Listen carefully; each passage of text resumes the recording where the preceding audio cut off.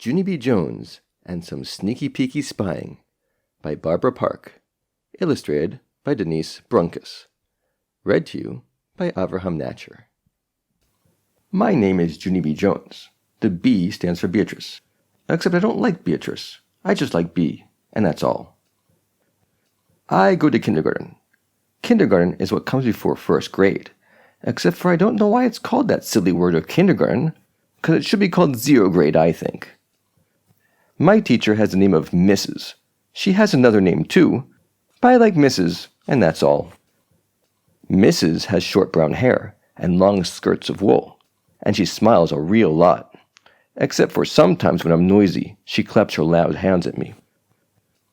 It used to scare me very much, only then I got used to it, and now I don't even pay it any attention. I wish Mrs. lived next door to me. Then me and her would be neighbors and bestest friends. And also, I could spy on her.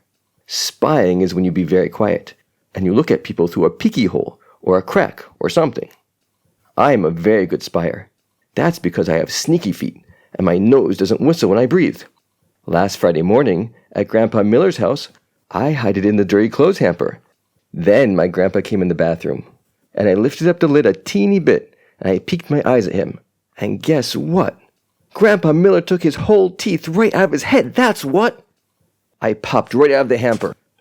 "Hey, Grandpa! How'd you do that crazy thing?" I hollered. Then my grandpa screamed very loud, and he runned out of the bathroom speedy quick.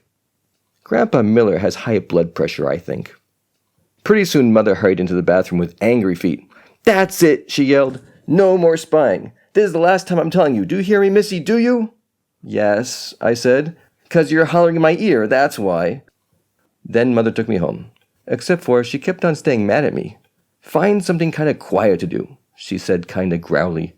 "Your baby brother has to take his morning nap." So then I thought about what to do, and a very great idea popped into my head. First, I took off my loud shoes. Then, I tippy-toed into baby Ollie's room in just my sock feet, and I spied on him through the bars in his crib. 'Cause what could be quieter than sneaky peeky spying, of course. Only too bad for me, because that boring old baby just kept on sleeping and sleeping, and he wasn't being any fun. So that's how come I accidentally blowed on his face, and I tickled his nose with a ribbon, and I shouted, "Wake up!" in his ear. And guess what? Ollie opened his eyes, that's what. Then he started crying very loud, and Mother runned into his room. Only she didn't even see me, 'cause I quick hid it in the closet. I smiled to just myself. "I'm the bestest spyer in the whole wide world," I said inside my head. That's how come, when I rode the bus to school that day, I did a little bit of bragging. "I'm the bestest spyer in the whole world," I said to my bestest friend named Grace. Then I took off my shoes, and I showed her my sneaky sock feet. "See," I said. "See how quiet they are? You can hardly even hear those guys." After that, I breathed in and out for her. "And see, my nose doesn't whistle either," I said. That Grace smiled. "I'm good at spying too," she said. I patted her. "Yeah, only too bad, Grace. But you can't be as good as me, 'cause I said it first." That Grace did a mad breath at me. "It is called a huffy, I think." "I heard your nose whistle, Grace," I told her. Just then the bus got to school, and me and that Grace raced each other to the playground. Except for she beated me. Only it didn't count, 'cause I wasn't really racing. Then we played horses with my other bestest friend named Lucille. Only pretty soon the bell rang, and we all runned to room 9 speedy quick. Mrs. was at the door waiting for us. "Good afternoon, ladies," she said. "Good afternoon, lady," I said back very polite. Then Mrs. smiled at me.